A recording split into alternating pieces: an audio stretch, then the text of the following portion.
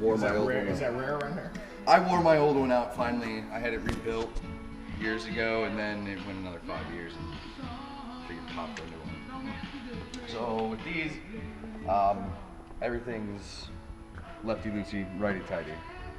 We have the travel rings on here, and no pressure rings on the wheel. Okay, is that all the way around? They're lefty-loosey, righty-tighty? All the way around. No, I was not expecting that. So the 991 is where they went to left-hand thread on the right side of the car and right-hand thread on the left side of the car. So that way, everything goes forward or off towards the back of the car for on. I think ours are that way. The ones that we're driving. Okay. I'm just gonna. Hey Brian, I'm just gonna set this up and let it Yeah, perfect. capture whatever it can capture. Captures whatever it captures. That's perfect. So, so what air pressure are we running for the guns? So this, and our shop air is 120 psi. It trickles down, it's probably 110 when it gets here. More than enough. When we are in pit lane though, we run everything at about 180. 180? We crank it up to get it off, get it on, go. But 120 is plenty of air to. Absolutely, and this will torque the wheel nut onto the car. This will. I do suggest using a torquing wrench, but this will do it. Wheel torque on these, we go from anywhere between 325 foot-pounds to 350. Depends on who's working the wrench, but 325 is a perfect. So, whatnot? On the backside of the phone. That's fun. Wait, the video. That's what he's doing. Okay, great. We can capture the audio too. Right.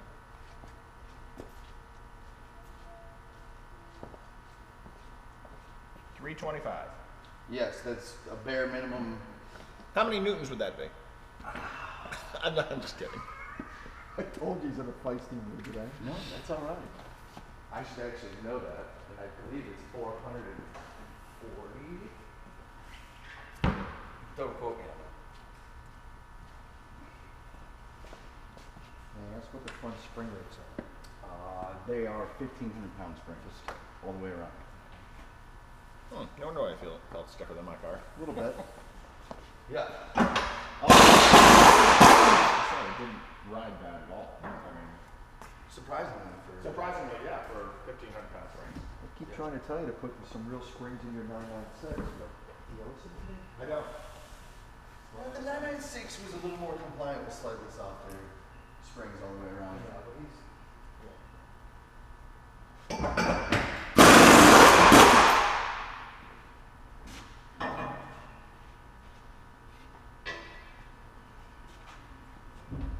Pink pads. So they're green to start, and as they get heated, they turn pink. And it was just so. I'm sure, I don't know whether it was intended for that, but it's a way in which you can see that you're running the correct pads. Are they a good pad? Would you run something different? So, you get a lot of different stories from people. The blacks, the pageant blacks, I forget their actual number. They're more aggressive and they work a little better, but they chew your rotors up a lot more. But price comparison, it might be better to run blacks, but you have to sit down with the math for, rotors, Rotors aren't pads. cheap, so. Are those yours? Yeah, I think we ordered this. So Absolutely. We're going to put them on the car today. Perfect. We'll save the rotors. They're in relatively good shape. Okay.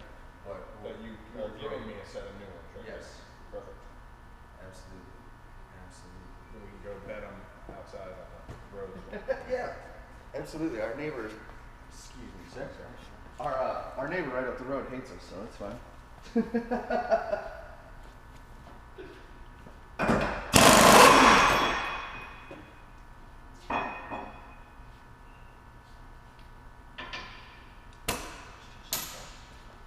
Surprising. Remarkably similar. I know. A little bit beefier. Same concept. Oh, from your car to this car? Yeah. You know what I mean?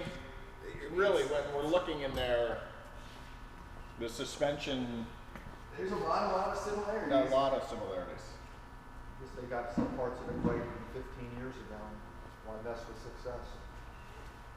Yeah, things they did to this car versus earlier 997s and 996s.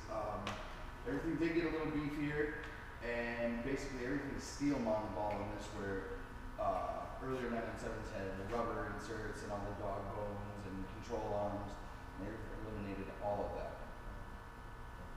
What year is this again now? This is 11. So, and then these little spring guys here, they keep it from backing off. Absolutely. Plus, we put a clip to it, right? There is no clip to go through there. Okay, so that ended on the 99, the Gen 1. car. Yes. Okay. So, very important. Okay. Don't put the nut on backwards. Okay. Yes, Oh, really? I've seen it done Really? by customers and even mechanics. If you ever get yourself in that bind where you put it on backwards, you have to get an aluminum soda can, Yeah. cut it up so it's just a Sorry, thin sheet of aluminum, and you can get it on the inside of the threads and slide it over these Right. and pull the whole thing out. Okay, so you're saying, so I'm just talking to you and not paying attention, and I'm putting my wheels, and I slide that on, it's gonna lock in place there. Yes. You will not be able to get it off unless you get something to hold these It's down. just backwards. This would be backwards.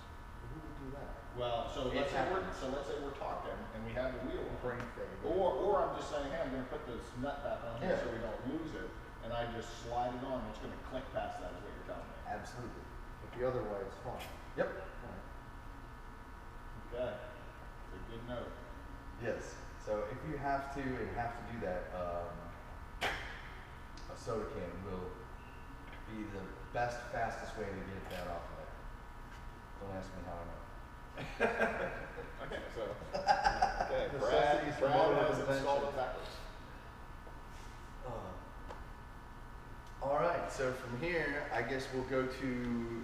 So that was my basic general look over the car. I also like to grab the air jacks Yeah. if the car's up in the air. Yeah. Fully extended, and I'll just give them a wiggle to make sure that they're all tight in their places. I did it yesterday. I know they're all tight. Okay. But even when they're off the ground and the car's just sitting on the ground, if you just give them a shake in their spot, if they move, obviously it's loose, but they go in pretty tight and are left pretty tight. So it's rare, but it does happen.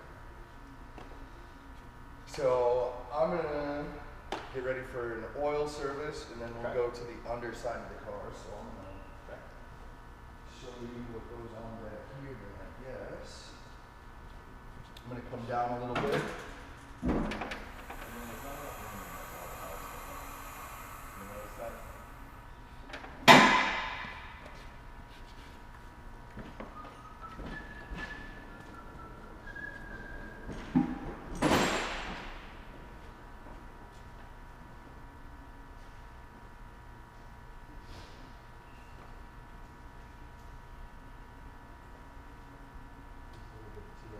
Yeah. It just snaps in. It does. It probably came off with the rocks.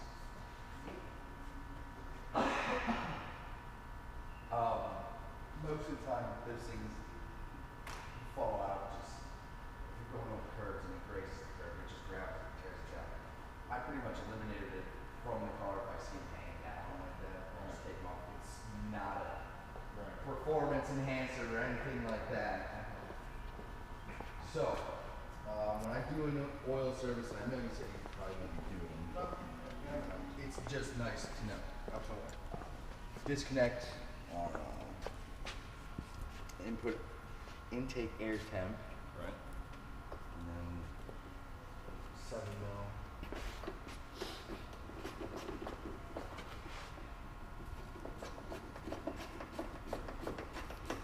So now this comes off way easier than it does in our car.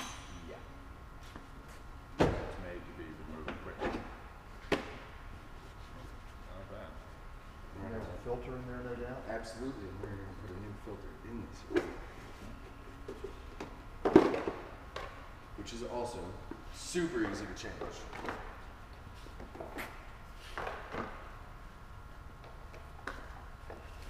4 T25 screws. A lot of the under trays in this car are T27 Torx, T25 Torx. That's what the general is in a 10mm socket as well.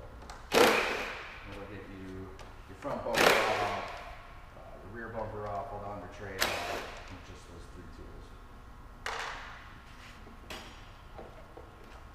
So that's it. Porsche recommends the filter be done after every race event. Now, if you can hold this up to the light and see through it, we'll send this one with you. This one, in my eyes, is still good.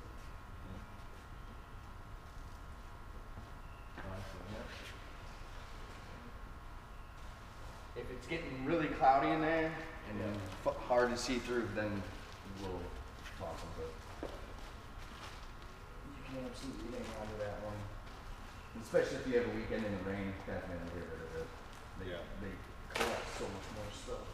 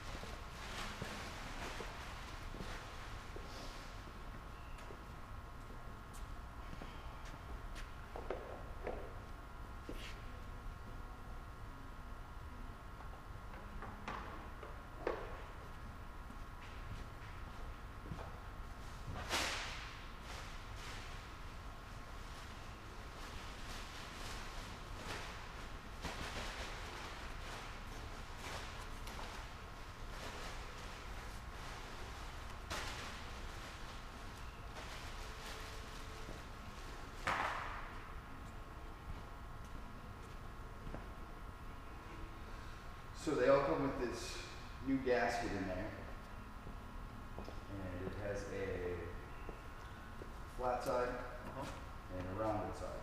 And a rounded side up. Okay. To get these in, it does take a bit of finagling. There's Too quickly to install for you. That would make far too much sense. Well, it goes into the airbox.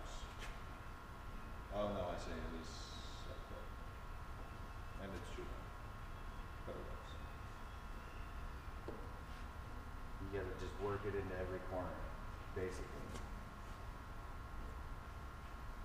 You get it as long as you can on the corners, and then it'll fill it in.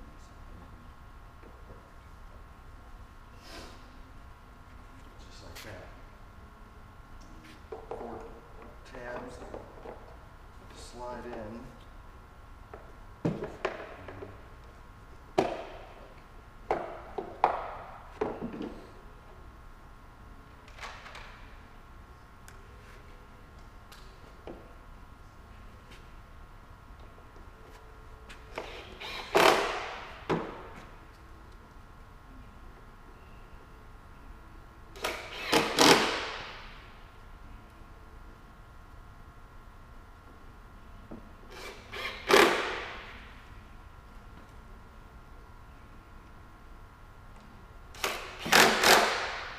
Just like that.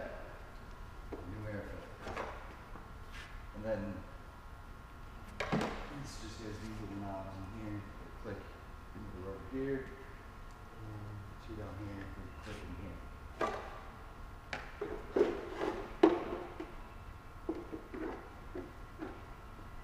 Generally, you get the bottom and the top. Right. Just like that. Airbox goes to the side. So, we're here at our happy place.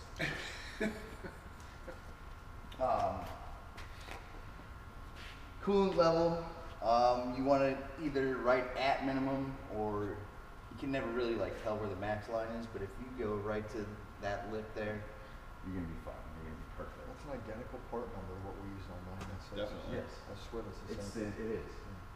We have some metal piping in there that doesn't go on the street car, and that's the difference.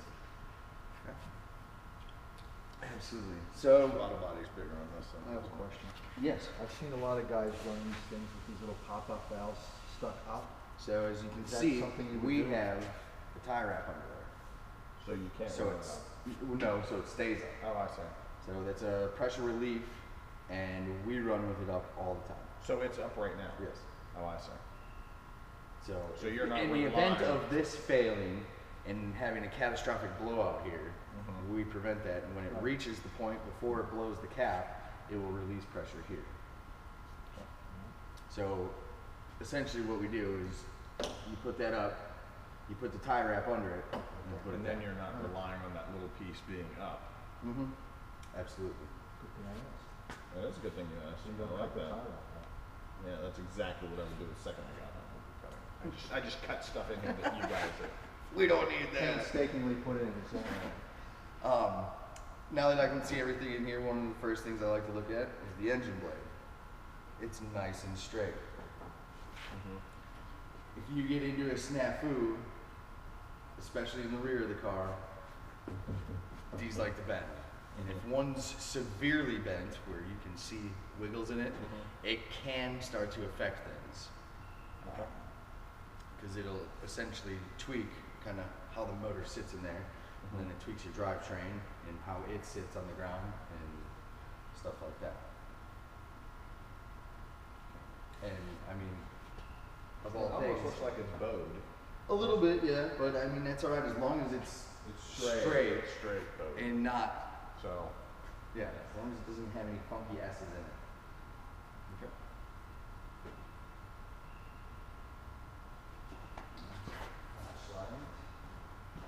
That's pretty common too to what we're used to seeing. I would say that it's directly connected to the chassis. Yeah, ain't no slop. No, there's no. Ain't no slop. So if we have an off like we had at Putnam, Right. this whole rear engine is exposed. Right. Everything's exposed underneath here. If there's nothing there, you'll see it.